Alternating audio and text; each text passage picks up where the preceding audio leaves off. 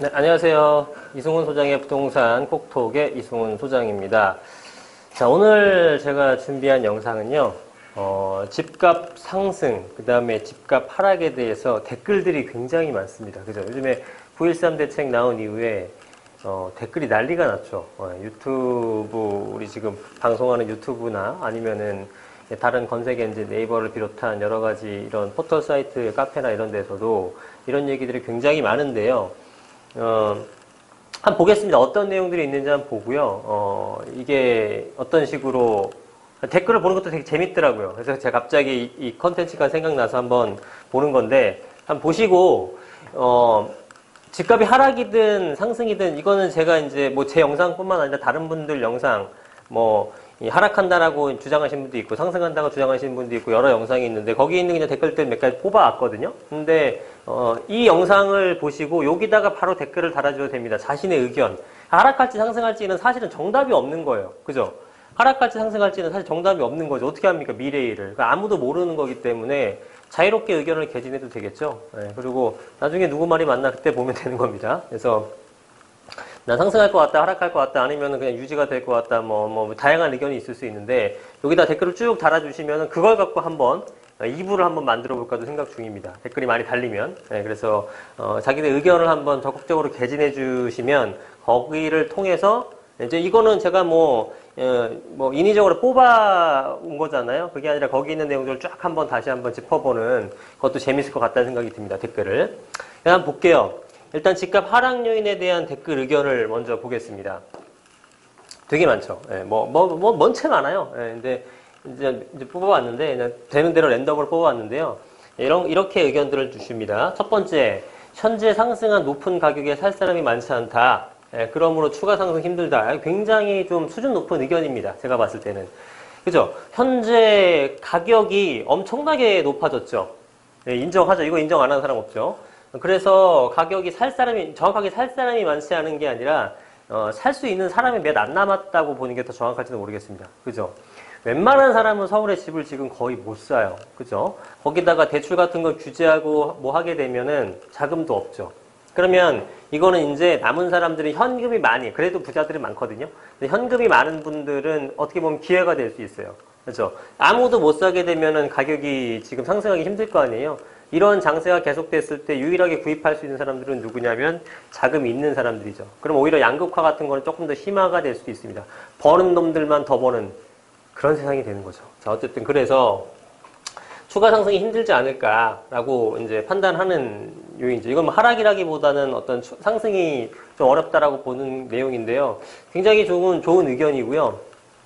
근데 이거는 지금 이제 저는 정말 난 돈이 200만 원밖에 없어요 하는 분부터 심지어 한 200억이 뭡니까? 한 1000억대 이상 자산가 분들까지 다양한 분들 상담을 해봤는데 확실히 제가 이제 사무실이 강남이다 보니까 확실히 이 동네는 돈이 많으신 분들이 많긴 많습니다. 예, 자금 여력이 되시는 분들이. 그래서 강남이 이 정도의 가격이 유지가 되는 형태고요. 이 평당 1억 정도를 한다라고 이제 우리 기사가 났지 않습니까? 그게 아직 실거래가가 찍히지 않아서 사실 여부는 확인해 봐야겠지만, 평당 1억이라 그러면은 연봉 1억짜리 있는 사람들이 얼마나 되겠습니까? 제가 기사에서 본 거는 10만 명 이상이라고 하는데 10만 명 해봐야, 그죠? 1%도 채 안 되는 굉장히 높은 금액이잖아요. 근데 1억 하나도 안 쓰고 1억 다 모은다고 하더라도, 네? 한 평 사는 거예요, 한 평. 평당 1억이면. 엄청난 금액인 거죠. 그래서, 일반적인 잣대로 봤을 때는 그 금액이 굉장히 비싼 금액인 건 맞습니다. 예, 그리고 우리나라의 나름대로 부자라고 하더라도 1억 정도의 금액이면은 추가적인 어떤 그 상승에 있어서 좀 부담을 느낄 정도는 된 것 같아요. 그래서 상승이 힘들다고까지는 저는 모르겠지만 이 상승이 지금까지의 상승은 확실히 틀릴 겁니다. 굉장히 둔화가 될 수는 있다고 보여져요. 자, 오늘 기사였군요. 오늘 기사에서, 며칠 전에 나온 기사인데 오늘 다시 그 보충 기사가 나왔는데, 이 글씨 안 보이죠? 삼성동에 있는 그 현대 아이파크 아파트가 있습니다. 그게 81평형이요. 그 81평형이, 잠깐만요. 여기다가 제가 쓸게요. 자, 그 81평형이 이게 삼성동 아이파크예요. 네, 우리나라의 굉장히 유명한 고가 아파트인데 이 81평형이요. 이게 얼마에 팔렸냐면 105억에 팔렸답니다. 이건 진짜 이게 작년 거래 사례입니다. 작년. 105억에 거래됐으면 이게 평당 얼마냐면 평당 1억 3천만 원이에요. 평당 1억 3천만 원. 네, 장난 아니죠. 평당 1억 8천만 원 누가 샀냐고 봤더니 러시아 분이 사셨더라고요. 러시아의 사업가가 샀다 그럽니다. 오늘 기사에 있어요. 보시면 러시아 사업가에 샀다 그래요. 이게 제가 이 얘기를 왜 하냐면은 자 81평짜리 아무리 좋아도 되게 좋긴 좋습니다. 펜트하우스 복층형인데 105억 주고 이거 사겠습니까? 그죠? 이 웬만한 이 진짜 재벌 몇 분 빼놓고는 사기 힘든 금액이란 말이죠. 근데 마음에 들면은 이 사람은 그냥 사는 거예요. 그죠? 우리나라 어떤 부동산 시장을 얼마나 알는지 모르겠지만 내가 마음에 들면 산다는 개념인 거죠. 그죠? 예. 그래서 예, 이런 사람들이 외국 사람들이 우리나라 와서 부동산 못 사라는 법 있나요? 없죠. 지금 우리 제주도 같은 것들, 제주도의 땅값 같은 것들 다 누가 올렸습니까? 예, 중국 자본이 다 올렸잖아요. 그죠? 그리고 지금 차이나타운이라고 할 수 있는 대림동이라든가 이런 쪽에 있는 주택 말고 건물 같은 것들은 중국 그 사람들로 손바퀴 넘어간 게 상당히 많습니다. 그래서 이러한 어떤 해외 자본이 그 우리나라 국내로 들어오는 해외 자본이 본격화로 유입이 되기 시작하게 되면요. 이런 현상이 굉장히 많이 일어납니다. 굉장히 많이 일어나게 되고요. 이 중국 사람들을 저도 많이 만나보는데요. 제가 중국어를 할 수 있다는 그런 건 아닌데, 어떻게 잘 이렇게 만나게 되는데요. 돈이 무진장 많습니다. 네, 돈이 무진장 많아요. 진짜 양극화란 이런 것이다를 보여주는 나라잖아요. 저 시골 마을 가게 되면 정말 인간보다 못한 삶을 사는 사람도 수억 명이고, 슈퍼리치 1%만 해도 15억 명의 인구라 그러면은 1,500만 명입니다. 1%가 슈퍼리치가 그죠? 아니죠. 맞나요? 그렇죠. 1,500만 명. 그러면 완전 초대박 부자들은 0.1%라고 하더라도 150만 명이나 되는 거예요. 그 사람들이 뭐 한류협회나 모다에서 지금 뭐 여러 가지 그 정치 적합적인 관계는 있지만 우리나라에 그 관심을 두기 시작하고 이제 투자를 하기 시작하게 되면요. 가격은요. 지금 우리가 생각하는 수준의 가격이 아닙니다. 그래서 캐나다 밴쿠버라든가 이런 쪽에 있는 애들은요. 가격이 저도 들은 바에 의한 거지만 30평대 아파트 가격이 50억이랍니다. 여러분 상상이 됩니까? 밴쿠버가 어딘지 아시죠? 밴쿠버는 어디 있습니까? 파란색으로 할게요. 캐나다에 있잖아요. 캐나다에 있는 캐나다가 지금 우리나라보다 크기가 얼마나 크죠? 45배인가 크다고 해요. 인구가 3,500만 명이에요. 부동산이 거의 존재할 수 없는, 그죠? 부동산 가격이 상승할 수가 없는 널린 게 땅이잖아요. 그런 나라에서도 이런 자본이 들어오게 되고 중심지에서는 가격이 이런 현상을 보이는 겁니다. 그게 왜 그러냐면 해외의 자본들, 특히 중국 차이나머니들이 워낙에 지금 다 돌아다니고 있잖아요. 네, 그래서 이런 자본들이 들어오기 시작하게 되면요. 강남은 지금 금액하고 상상도 못할 정도로 더 올라갈 수 있다라는 거죠. 네, 그래서 좀 약간 멀리 왔는데 이제 해외 자본의 유입이 본격화되는 시점이 언제일지 모르겠지만 그렇게 된다고 하게 되면은 이제 좋은 지역은 더 많이 오를 수 있다라는 것을 하나 말씀드리고 싶고 지금 추가 상승 힘들다라는 건 적어도 단기적으로는 맞는 얘기 같습니다. 단기적으로 지금 2, 3년 동안 올랐던 것처럼 또 올라가면요. 그건 진짜 거품 맞아요. 단기간에는. 네, 그러나 일단 우상향 패턴 이렇게 가는 것들이 이렇게 둔화가 될 수는 있을 것 같아요. 이렇게 올라가는 게 이렇게 둔화가 될 수는 있겠죠. 그죠? 예. 요 정도는 뭐 가능할 것이다라고도 생각이 듭니다. 자, 그렇습니다. 그 다음에 두 번째 의견이요. 이렇게 하다가 언제 끝나죠? 근데 한참 걸리겠네. 두 번째 의견은 이거죠. 서울 아파트 가격이 계속 오를 거라는 사람들이 많은데 03년도에 4억에 매입해가지고요. 07년도에 8억에 매도를 했어요. 그래서 4억의 시세 차익을 봤죠. 13년 4억 5천에 재매입해서 똑같은 건데 매입하셨나 봐요. 그 다음에 18년에 8억 2천에 해갖고 3억 7천의 시세 차익을 놓으셨어요. 그래서 이 댓글을 다신 분이 주장하는 거는 자 봐라 8억에 매도했지 않느냐. 근데 똑같은 걸 내가 다시 얼마에 매입했다? 4억 5천에 매입했다. 그래서 지금 가격이 떨어진 시기가 분명히 있다라는 거죠. 그래서 은근히 이분은 4억 시세 차익 내고 3억 7천 시세 차익에서 잘난 척은 하긴 했죠. 그게 중요한 게 아니라 엄청나게 투자 잘하신 거죠. 그런 서울 아파트 가격도 내려갈 땐 내려가는 거니까 인정을 해라라고 하는 건데요. 자 보시면 03년도에 매입했죠. 초기에 처음에. 그 다음 두 번째 언제 매입하면 13년도에 매입을 했어요.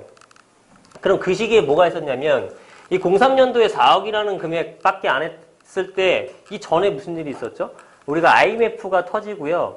어떤 2000년대 초반에 부동산 부양책 뭐 등등등등 해가지고 이제 살아나기 시작했던 시점. 그죠? 그러니까 이제 타이밍이 굉장히 구입 타이밍이 좋았던 거고요. 매도도 언제 했냐면 07년도 매도했습니다. 그리고 08년도에 우리 서프라임 맞았죠? 글로벌 금융위기. 그 다음에 쭉 빠졌죠. 그래서 이거는 시기적으로 이제 상승, 회복하는 시기에 올라서 상승을 했고요. 이 07년도 8억에 매도한 것이 다시 이게 4억 5천으로 떨어진 거는 무슨 일이 있었습니까? 07년하고 13년 사이에 무슨 일이 있었습니까? 다 아시겠지만 서프라임 맞아가지고 세계 금융위기가 왔잖아요. 그래서 떨어진 거죠. 그쵸? 그래서 이분 같은 경우에는 타이밍이 굉장히 좋았던 거예요. 그래서 가격이 떨어지는 서울 아파트 가격이 내려갈 때 내려간다. 이 내려갈 때 내려간다는 게 이게 제가 이게 점점점 중간에 길어갖고 적진 않았는데 이 뒤에 무슨 말씀을 하셨냐면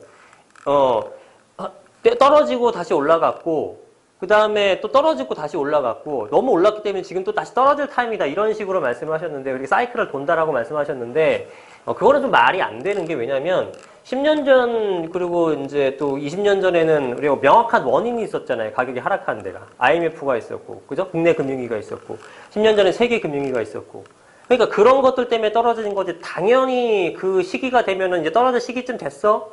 이건 하나의 사이클이야? 그렇게 해석하면 안 된다는 거죠. 그러면은 우리가 2008년도에 떨어지고 98년도에 떨어졌으면 88년도에 떨어졌나요? 엄청 올랐거든요. 그땐 또. 그때는 왜 그랬죠? 88 올림픽 특수 수요 때문에 또 가격이 막 올랐단 말이에요. 그죠? 그 전에 78년도에는 또 안 올랐을까요? 경제성장 막 하고 있을 때? 또 올랐겠죠. 그러니까 그거는 그때 당시에 어떤 이슈가 있고 그때 당시 경제 상황이 어떻고에 따라 움직이는 거지 야 이게 뭐 올라갔다 떨어지가 이게 반복하더라 이렇게 되는 건 아닙니다. 그리고 특수한 상황이 없다 그러면 우리가 IMF 때라든가 글로벌 금융위기 때라든가 그거 두 번을 제외하고는 사실은 금액이 떨어진 적이 없었습니다. 우리나라 부동산 시장은. 그쵸? 제가 3초 정도 기회를 드릴 테니까 한번 생각해 보세요. IMF 때랑 금융위기 때 빼놓고 우리나라 부동산 가격이 떨어진 적이 있었는지. 없죠. 왜 없는 줄 아세요? 왜 기억을 못 하는지 아세요? 없기 때문에. 떨어진 적이 없습니다. 우리나라 부동산 가격이. 그래서 시간이 두게 되면은 계속 가격은 상승하는 거고 어떤 특별한 임팩트가 있었을 때 한 번씩 떨어지는 거지 그 외에는 가격이 떨어지는 경우는 없다. 무슨 얘기 이해되십니까? 네. 이거 말로 하려니까 되게 어렵네요. 세 번째 보겠습니다. 위치 좋은 곳에 3기 신도시 이분은 전 모르겠어요. 지금 댓글입니다. 댓글들. 제가 쓴 글들이 아니라 위치 좋은 곳에 3기 신도시 대규모 분양이 기다리고 있다. 이게 뭔 소리죠? 언제 3기 신도시를 뭐 한다고 그랬습니까? 호가만, 이건 있는 그대로 쓰는 거니까. 호가만 졸라 조작하고 있음. 근데 살 사람이 없음. 거래가 없음. 가격 안 오르고 안 팔릴 것임. 이렇게 쓰셨는데요. 일단은 3기 신도시라는 표현이 뭐 본인이 만든 건지 뭐 저는 들어본 적이 없습니다. 여하튼 간에 추가적인 신도시 택지 개발을 이번에 발표하는 걸 얘기하시는 건가? 뭐 한다고 하더라도 그게 위치 좋은 곳이 될 수가 없어요. 지금 1기 신도시랑 2기 신도시랑 그죠? 어디가 가격이 높습니까? 평균적으로. 1기 신도시가 월등히 높죠? 그거 왜 그러죠? 1기 신도시 같은 것들은 뭐가 있나요? 우리 분당, 그 다음에 일산, 그 다음에 삼본, 중동, 평촌 이게 1기 신도시고 2기 신도시는 동탄이라든가 파주, 남양주, 양주 내지는 뭐 있나요? 김포 뭐 이런 애들이에요. 그러면 두 가지를 비교했을 땐 평균적으로 1기 신도시가 월등히 높은 금액을 유지를 하거든요. 분당을 비롯해서. 그게 왜 그러냐면은 왜 그럴까? 1기 신도시나 2기 신도시는 2기 신도시가 오히려 더 훨씬 더 새 건데. 그죠? 근데 그 1기 신도시랑 그린벨트 풀어서 짓는 신도시들 있죠. 내곡동, 세곡동에 있는 것들, 내지는 위례 신도시 같은 거. 그죠? 미사지구 같은 것들. 이런 거랑 또 1기 신도시랑 비교해서 평균적으로 어떤 게 높아요? 그게 또 그린벨트 풀어서 만든 것들이 더 높습니다. 결론은 뭐냐 하면 서울하고의 접근성이 가까울수록 가격이 높아진다라는 거예요. 서울하고 접근성이 가까울수록. 그래서 3기 신도시 지으면은 지금 1기보다 2기랑 보다 더 멀어지는 그런 지역밖에 안 남았는데 당연히 위치가 좋은 곳에 3기 신도시 이 말 자체가 모순이죠. 그죠? 예, 그래서 대구역 분양이 기다리고 있다고 하는데요. 대구역 분양해봤자 별 의미가 없겠죠. 제 생각은. 그죠? 그래서 이거는 대규모 분양을 해봤자 이건 누차하는 얘기지만 분양이 많고 적은 게 중요한 게 아니에요. 어디다가 하느냐가 중요한 거죠. 어디다가 하느냐가. 그쵸? 이해되시죠? 네 번째, 이분은 네이버 부동산 검색만 해도 지금 팔려고 하는 아파트 매물이 어마어마하다는 거. 이렇게 말씀하셨는데요. 네이버 부동산 검색만 하셔서 그래요. 네이버 부동산 검색만 해오지 말고요. 부동산에 전화를 해보십시오. 물건이 없어요. 물건이 없는데 놀고 먹을 수는 없으니까 부동산에 등록은 해놔야겠죠. 그리고 물건이 하나 나왔어요. 거기 단지에 부동산이 20개가 있어요. 그럼 그 물건 다 공유할 거 아니겠습니까? 그러면 싹 다 올라가는 거예요. 그죠? 그러면 물건 하나 나와도 20개 올라가는 거죠. 무슨 얘기인지 이해됐습니까? 물건이 20개가 아니라 똑같은 매물을, 동일 매물을 여러 부동산들이 올라가는 거예요. 그래서 이 물건이 많은 게 아니라 검색만 했기 때문에 이런 결과가 나온 거고요. 이분은 부동산을 지금 한 번도 사본 적이 없는 분이에요. 그래서 매물이 어마어마한 게 아닙니다. 이해되시죠? 자, 집값 하락 요인 댓글 의견들을 계속 받고 있습니다. 지금 5번째 볼게요. 이거 5번째랑 5-1번 이런 류의 그 댓글이 되게 많은데요. 금리 인상이 시작하면은 집값이 잡히지 않을까. 금리 인상하면 한 방에 해결되는데 왜 금리 인상은 한마디 없는 것일까요? 뿐만 아니라 되게 많은 금리 인상에 대한 얘기가 나오는데요. 금리 인상해서 이게 한 번에 부동산이 잡히면 벌써 했겠죠. 그죠? 네. 그럼 금리 올리면 부동산 잡히고, 그럼 금리 내리면 부동산 올라가고, 이게 단순하게 그렇게 경제가 움직이는 게 아닙니다. 그렇지 않아요? 그렇죠? 이게 추가 부연 설명 필요한가요? 당연히 그게 영향은 미치겠죠. 근데 부동산 가격을 미치는 요소 중에는 금리는 그 여러 가지 팩터 중에 하나일 뿐인 거고, 금리 한번 올린다고 해서 다 잡히나요? 저는 오히려 금리 인상이 부동산 집값을 잡는데 굉장히 미미한 영향을 미친다고 주장하는 사람 중에 한 명이에요. 자, 보세요. 우리가 기준금리 같은 거 뭐 인상할 때 1%씩 올리나요? 2%씩 올리나요? 한 번에 올릴 때는 거의 법제화된 건 아니지만 관례상 거의 0.25%만 올리잖아요. 0.25%포인트만 올리기 때문에 0.25%포인트면은 여러분들 예를 들어 내가 2억 정도를 지금 대출을 빌렸다. 네? 2억 대출 빌렸는데 0.25% 그냥 인상했다고 쳐보죠. 기준금리랑 시중금리 좀 틀리긴 하지만 이해의 편의를 위해서. 그러면은 이게 얼마냐면은 50만 원이에요. 그죠? 2, 4, 2, 50에서 50만 원 정도인데 이게 연간이란 말이죠. 연간. 그럼 월로 바꾸게 되면은 대략 한 4만 원 정도가 4만 원 정도의 이 지출이 더 나가는 겁니다. 그 금리 인상에 대한 대가로서. 그러면 지금 4만 원이요? 한 달에 4만 원 더 낸다고 한 달에 4천만 원씩 올라가는 부동산을 누가 팔까요? 그럴 리 없다라는 거죠. 그럴 리 없다라는 거죠. 그래서 지금 집값을 잡기 위해서는 어떻게 되냐면은 이게 보유세가 됐건, 뭐 보유세건 아니면 금리 인상이 됐건 뭐가 됐건 간에 향후에 내가 팔았을 때의 집값에 대한 기다렸을 때에 대한 상승분보다 이 기다렸을 때에 대한 내가 부담하는 것들, 금리 인상분 내지는 뭐 세금의 인상분 이런 것들이 내가 집값 올라가면서 팔았을 때 양도 차익보다 더 커야지만 물건 내놓는 거예요. 그렇지 않으면 물건 내놓을 이유가 없는 거죠. 그죠? 500만 원, 1000만 원 내더라도 1년에 500만 원, 1000만 원 내더라도 1년에 1억 오른다. 누가 팝니까? 누가 팔아요? 안 팔죠. 그러니까 물량이 시장에 나올 수가 없는 겁니다. 그죠? 500만 원, 1000만 원을 그러면은 엄청나게 큰 돈이니까 시중에 매물이들이 나올 것 같아요. 500만 원, 1000만 원 정도 낼라 그러면요. 종부세로 500만 원, 1000만 원 정도 인상이 되려 그러면요. 시가로 한 3, 40억 돼야 되는 거예요. 시가로 3, 40억 되는 분들이 500만 원, 1000만 원 못 낼까봐? 네? 네, 그럴 리 없다라는 거죠. 네, 참 그게 안타까운 건데 어쨌든 현실은 그렇게 보는 겁니다. 그래서 그렇고요. 금리 인상은 하나의 영향은 미칠 수 있는 요소긴 하나 그게 확실한 수단으로서 이걸로 인상만 되게 되면은 그러니까 이제 이런 거예요. 금리 인상 되게 되면 나는 굉장히 힘들던데 누군가는 힘들 수 있어요. 난 3만 원, 4만 원 내는 거 힘들죠. 어떤 분은. 근데 누군가는 300만 원, 400만 원 내는 것도 안 힘들 수 있다라는 거죠. 근데 보통 서울에 집 한 채, 집을 갖고 계신 분, 특히 강남에 갖고 계신 분들이나 이번에 종부세 대상자 분들이나 이런 분들에 대해서는 금리 인상 신경도 안 씁니다. 그리고 그렇지 않아요? 네. 그래서 나를 기준으로 하는 게 아니라 그 사람의 입장, 역지사지의 관점에서 그 사람의 입장에서 어떻게 행동할지를 판단해야 되는 게 중요한 겁니다. 그래요. 그 다음에 6번은 초중고 애들은 줄어드는데 아파트 값이 폭등할까 웃기지 마라. 누가 저 가격 주고 사냐. 10년에 돈값 된다. 자, 초중고 애들이 줄어들고 있다고 합니다. 그러니까 인구론이에요. 이건 쉽게 얘기해서 인구론. 네, 인구는 줄어들까요?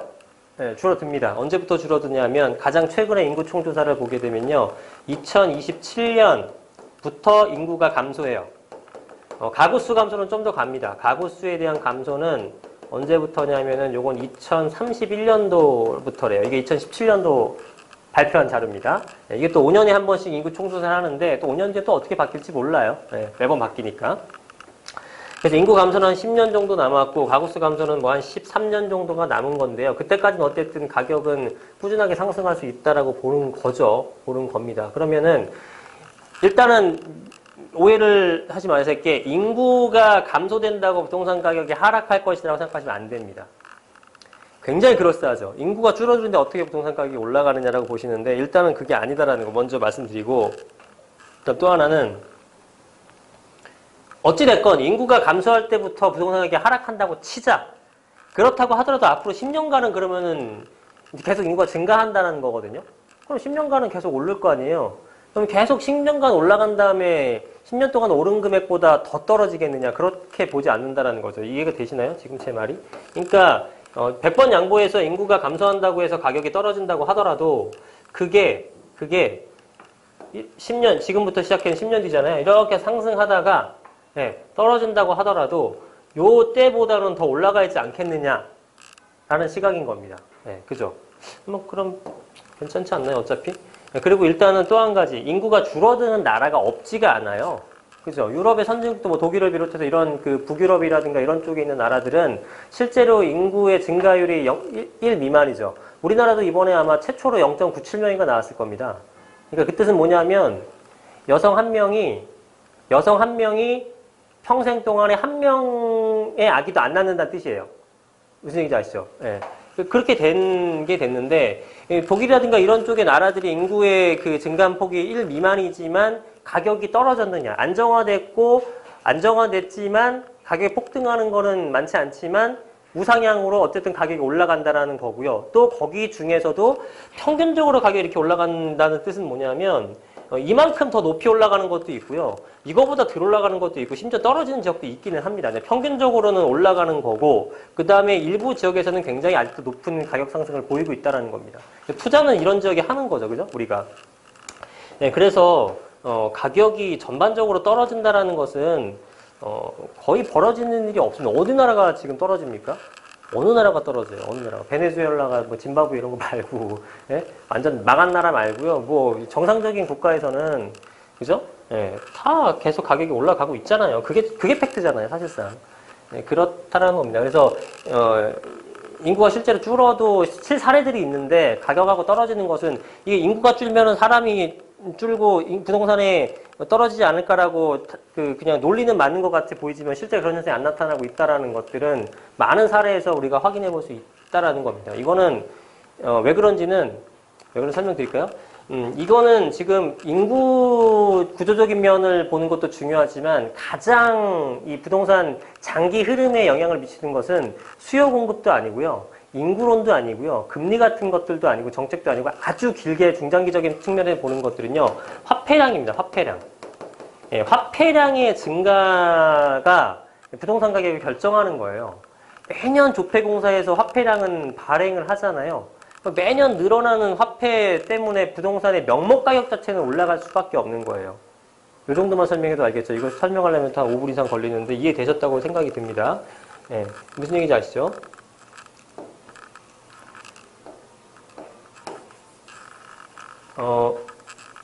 잠깐 설명드릴게요. 도저히 이해가 안 가시는 분도 있을 것 같으니까. 자, 이렇게 보시죠. 집이요, 이렇게 두 채가 있어요. 이게 전국 주택 수예요. 근데 이 화폐를 발행을 했습니다. 그죠? 100원, 100원, 100원, 100원, 100원, 총 500원이 시중에 유통되는 화폐량이에요. 그럼 이게 250원 정도 선에서 단순화시킨 겁니다. 모든 재화와 모든 통화량이에요. 그럼 이게 당연히 250원 정도씩의 거래가 됩니다.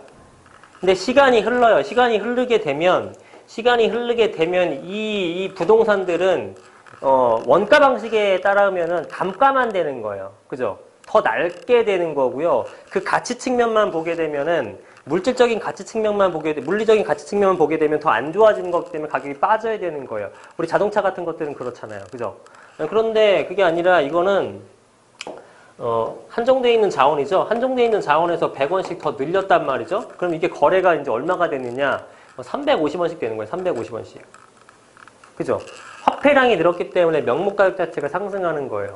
근데 만약에 공급량을 늘려서 이렇게 공급량을 늘리게 되면 당연히 계산이 안 되지만 뭐 700을 나누게 되면은 200원도 채 안 되는 거잖아요. 180원 정도 되는 거죠. 그죠? 가격이 떨어졌죠. 그래서 공급량을 왕창 늘리게 되면 되는데 지금 우리 서울의 공급은 지금 늘릴 수가 있다 없다? 없다. 그래서 이제 문제가 되는 겁니다. 이 서울의 공급을 늘릴 수 없다. 서울의 공급이에요. 공급을 엄청 많이 한대는데요. 서울 말고 지역은 의미가 없는 거고. 근데 서울에 공급할 수 있는 방법은 지금 재개발 재건축 외에는 없단 말이죠. 그렇죠. 신도시 아무리 지어봤자 서울에서 가는 사람들은 빠져나가는 게 많지가 않아요. 서울에서 돈이 없어서 나가는 것 뿐이죠. 왜냐하면 출퇴근 시간이 엄청 오래 걸리기 때문에 그런 선택을 안 한다라는 겁니다. 그래서 이 화폐의 유통량, 화폐에 대해서 시중에서 조폐공사에서 계속 발행하지 그거를 시중에서 뺏어가지고 불태우고 없애겠습니까? 그럴 리는 없잖아요. 그러니까 화폐량은 계속적으로 증가할 수밖에 없다라는 겁니다. 그래서 이제 가격은 중장기적으로는 가격이 상승할 것이라고 보는 거죠. 자, 금리 인상의 원리금 상환의 물량 폭탄까지 잘 견뎌주세요. 물량 폭탄 제가 지금 방금 설명한 거예요. 어느 지역의 물량 폭탄인지가 중요한 거예요. 그냥 단순하게 통계자를 보고 물량 되게 많네 이러면 안 돼요. 예. 서울에서 빠져나갈 수 있는 그런 물량을 해야 되는 거예요. 옛날에 지금 강남 신도시 잡겠다면서 검단 신도시 만들고 동탄 신도시 만들고 서울에서 얼마나 빠져나갔습니까? 거의 의미가 없는, 그죠? 그런 것들이죠, 뭐. 금리 인상도 방금 설명드렸고 원리금 상환 같은 것들 하게 되면 요건 좀 부담스러울 수 있긴 해요. 원리금. 금리만 납부하다가 원리금 내게 되면 납부할 금액이 많아지게 되는 거죠. 그래서 이런 것들은 갑자기 원리금으로 바뀌는 분들이 힘들어지는데 지금은 원리금도 어느 정도 적응을 한 것 같습니다. 그죠? DTI 같은 것들 적용하고 처음부터 원리금 상환이니까 가계대출 줄이기 위해서 이렇게 되는 부분들 잘 견디고 있는 분들도 많고 없는 분들도 많고 하여간. 자, 8번 보겠습니다. 다주택자는 나라의 해충이다. 사람인 줄 알았더니 저는 해충입니다. 해충인데, 저는 다주택자분들을, 제가 부동산을 보유하고 있다라는, 너도 보유하고 있기 때문에 방어하는 게 아니고요. 글쎄요, 제 마인드는, 돈 있으면, 네가 하고 싶은 대로 살아라. 그냥 그런 거죠, 그죠? 그걸 뭐라고 할 거는 아닌 것 같은데, 너무 심한 투기가 이제 사회적인 문제가 되고 있으니까 얘기 나오는 거긴 한데요. 어쨌든 그러면 다주택자들 보유세 왕창 먹여서 부동산 놀이하는 거 못하게 해야 한다. 이번 정부 잘하고 있는 것 같다. 자, 부동산 지금 이거 보유세도 제가 여러 가지 그 영상 찍어 드렸는데요. 보유세 왕창 먹일 수가 없어요. 왜냐하면 지금 보유세 왕창 먹였다고 대대적으로 선전했지만 그쵸? 다른 영상 보십시오. 이 종부세가 폭탄이 허구입니다. 허구. 거의 올라가는 게 없어요. 시가 20억짜리 갖고 있는 사람들이 5만 원인가 밖에 안 올라가요. 그쵸? 의미가 없다. 그래서 더 왕창 올린다? 그럼 방법이 뭐냐면은 이제 어차피 공정시장 가격비율을 100% 올리는 거는 확정된 거고 그 다음에 공시가격 현실화를 해야 되거든요. 공시가격 현실화한다 그러면은 종부세만 올라가는 게 아니라 재산세도 올라가는 거죠. 재산세. 재산세에 올라가게 되면은 지금 시청하고 계신 모든 여러분들, 부동산을 갖고 계신 모든 여러분들은 다 올라가는 거예요. 무주택자분들은 또 박수 칠지 모르겠지만 이런 것들이 어디에 전가된다? 가격에 전가되고 그럼 영원히 집을 못 삽니다. 그죠? 영원히 안 사신다 그러면 할 말 없지만 자, 하여튼 그러네요. 그 다음에 이미 서울시의 주택은 넘쳐나고 있다. 서울시에 어떻게 주택이 넘쳐납니까? 그죠? 서울시는, 그러니까 절대수는 거의 100%예요. 절대수. 인구에 맞게 가구 수가 인구가 1000만 명 정도, 980만 명 정도 되는데요. 거기서 3점 한 매수로 나누면 가구 수로 나눠지잖아요. 그거만큼은 공급이 돼요. 지금 그 자가보급률이 한 98% 이상 됩니다. 거의 100% 가까이 되는데, 어떻게 조사하느냐에 따라서. 그런데 서울시의 주택은 넘치는데 뭐가 부족하냐 하면 살만한 집이 부족한 거예요. 살만한 집이. 그쵸. 예, 정말 살기 힘든 집들도 다 이게 포함되는 거고, 원룸이니 뭐니 이런 것도 지금 다 포함된 것들이거든요. 그러니까 양질의 주택. 그죠? 그래서 우리나라는 계속 발전을 하고 있고, 이제 양적인 측면보다 문화생활도 선호하고 있고, 또 그 퀄리티가 좋은 그런 그 집을 살고 싶은데 없는 거죠. 그런 것들이. 예, 그러다 보니까 예, 집값이 비싸지는 거죠. 그래서 서울시 인구가 경기권으로 탈출한다. 자, 보세요. 서울시는요, 100대 기업 중에 3분의 2 정도가 다 서울에 몰려 있습니다. 모든 중요한 업무 시설들, 그러니까, 뭐라 그럴까요? 핵심적인 업무 시설들, 대기업들이 다 서울에 몰려 있는 거는 다 인정하는 바잖아요. 그만큼의 수요가 있는 거죠. 직장인 수요가 많은 거란 말이죠. 그러면 이 사람들은 매일 출퇴근을 해야 되잖아요. 그러면 지하철역이 가까운 게 있고요. 그 다음에 공원이 가까운 게 있습니다. 어떤 거 선호하겠습니까? 공원이 가까운 거는 주말에 좋은 거고, 지하철역 가까웠던 건 평일이 좋은 거잖아요. 일주일 중에 5일 편한 게 낫지 이틀 편한 게 좋은 게 아니잖아요. 그죠? 그러니까 당연히 그것도 주말에는 이렇게 놀러 가면 되죠. 그죠? 그래서 서울에 대부분의 직장이 있다 보니까 서울에 우선 살고 싶은 거예요. 근데 서울의 집은 주택은 많은데 살만한 집들이 별로 없는 거죠. 신축주택들이 깨끗한 집이 없는 거예요. 근데 경기도로 가면 어떻습니까? 많죠. 굉장히 많죠. 깨끗한 집들이. 그죠? 왜냐면 경기도에는 아직도 땅이 많으니까 거기다 얼마든지 지을 수 있잖아요. 그러니까 깨끗한 집들이 많은 거예요. 그러면 경기도로 가는 순간 깨끗한 집으로 가고 공기가 좋은 곳으로 가는 대신에 출퇴근이 굉장히 힘들어지는 거죠. 그죠? 그래서 서울에 사는 사람들은 출퇴근은 편한 대신에 낡은 집인 거고, 경기도에 사는 분들은 깨끗한 집인 대신에 출퇴근이 힘든 거예요. 그러면 그 두 가지를 다 충족할 수 있는 게 뭐다? 서울의 새 아파트죠. 출퇴근 가까우면서 주말에도, 아니, 평상시에도 굉장히 편안하게 내가 원하는 만족감을 느끼면서 살 수 있는 곳이 서울의 신축 아파트 같은 것들이에요. 그러니 그것들을 누구나 원하겠죠? 당연히 안 비쌀 수가 있겠습니까? 엄청나게 비쌀 수밖에 없는 거죠. 그죠? 서울시 인구 경기권 탈출한다라는 것도 서울시 인구가 경기권으로 탈출하기 때문에 인구가 빠진다, 그렇기 때문에 가격이 빠진다 이게 아니고요. 서울시 인구 경기권 탈출하는 사람들은요, 서울시에 있는 집값을 버텨내지 못하는 사람들이 탈출하는 거예요. 네. 그래서 뭐 IFRS 이거는 뭐 회계 기준 뭐 얘기하는데 제가 자세한 내용은 모르겠습니다만은 지금 뭐 우리 DSI라든가 뭐 신DTI라든가 이런 것들은 이미 적용하고 있잖아요. 네, 크게 영향을 주고 가지는 않습니다. 네, 그래서 뭐 소득에 기반한 대출 규제 뭐 어쩌고저쩌고 있는데 뭐 지금 이미 하고 있어요. 네, 그래서 그런 부분들이 뭐 크게 영향을 끼칠 것 같지 않다는 생각이 듭니다. 물론 제가 지금 제 의견을 전달해 드리는 건 거긴 한데요. 뭐 동의하시는 분도 있고 동의 안 하시는 분들도 분명히 있겠죠. 그러면은 댓글을 달아주십시오. 그럼 거기에 대해서 또 한번 얘기를 해보자고요. 근데 댓글을 다시는데요. 제발 좀 뭐 감정적인 댓글 다지 마시고 좀 논리적인 댓글을 좀 달아주세요. 이게 뭐 그냥 대화 토론을 할 수 있게끔. 그죠? 예. 그래서 제가 뭐, 몰랐던 부분이라든가 인정해야 될 부분은 받아들일 부분은 당연히 받아들이죠. 그죠? 예. 그런 겁니다. 네가 또 다주택자니까 또 뭐 금액을 올리려고 뭐 또 땡쇼를 하는구나. 그런 얘기 말고요. 그런 얘기 이제 지겹고요. 예. 왜 너는 이렇게 얘기를 하는데 내 생각엔 이렇다. 그래서 오히려 떨어지는 게 맞지 않겠느냐라고 보면 그게 맞는 것 같으면 또 인정을 하고 들어가는 부분인데 그게 아니라 맨날 다른 말씀만 하시니까 그거를 좀 지양하시고요. 예. 그렇게 했으면 좋겠습니다. 자, 그래서 자 마지막 볼게요. 생각보다 되게 길어지네요. 집값 하락 요인 댓글 의견 보겠습니다. 자, 투기 주장하네. 미분양 다 사라. 안성에 20% 이상 분양가보다 떨어진던데? 뭐 이런 얘기도 있는데요. 미분양을 다 살 필요는 없고요. 서울에 미분양이 있으면 제가 다 살 겁니다. 어떻게든 마련해서. 근데 안성에 있는 것들은 잘 안 사죠. 그죠? 그래서 이런 분들이 지금 뭐가 틀리셨냐 하면은 어느 지역이 지금 공급이 부족하고 사람들이 수요가 몰리는지에 대한 부분을 파악을 하셔야 되는 거예요. 이런 지역은 20% 떨어져 안 사죠. 안성을 왜 삽니까? 그죠? 안성을 나쁘다고 보는 게 아니고요. 가성비 대비에 굉장히 살기 좋은 도시고 한데 투기수요가 막 몰리는 지역은 아니잖아요. 인프라가 잘 구축돼 있고 내지는 어떤 외부 가수요가 들어올 만한 지역은 아니잖아요. 투자로서. 그죠? 그런 지역은 당연히 가격이 상승하기가 쉽지는 않다라는 겁니다. 집이 남아 돈답니다. 모르는 사람 없을 텐데 집은 남아 돌아요. 지방이 남아 돌아서 그렇지. 그죠? 미친 집값 잡히기 쉽지 않겠네요. 종부세 더 올려야 하는데 종부세 더 올리게 되면은 일단 조사지향도 만만치 않을 거고요. 종부세 올려봐야 종부세는 집 가진 사람의 몇 프로만 갖고 낸다? 2%만 낸다. 그래서 얼마죠? 정부 발표가 27만 명, 한 30만 명 정도밖에 종부세를 내지 않고 있는 거예요. 그죠? 예, 그리고 그 사람들은 대체로 뭐다? 엄청 부자다. 그래서 어지간히 올려서는 의미가 없다는 겁니다. 종부세 지금 이렇게 많이 올렸다고 정부에서 발표하는데 이거 2배, 3배 올려도요. 그 사람들 물건 안 내놔요. 종부세로 집값 물량 내놓기 어렵습니다. 예. 그죠? 이해 안 가시면 다른 종부세 영상 보세요.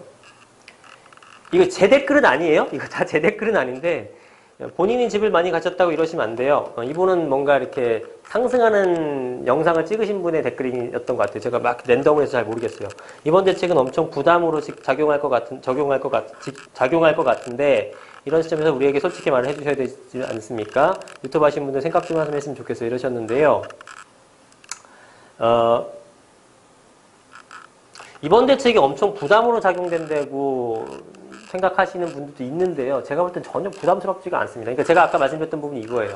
내 느낌에서 부담스럽다고 느끼시면 의미가 없어요.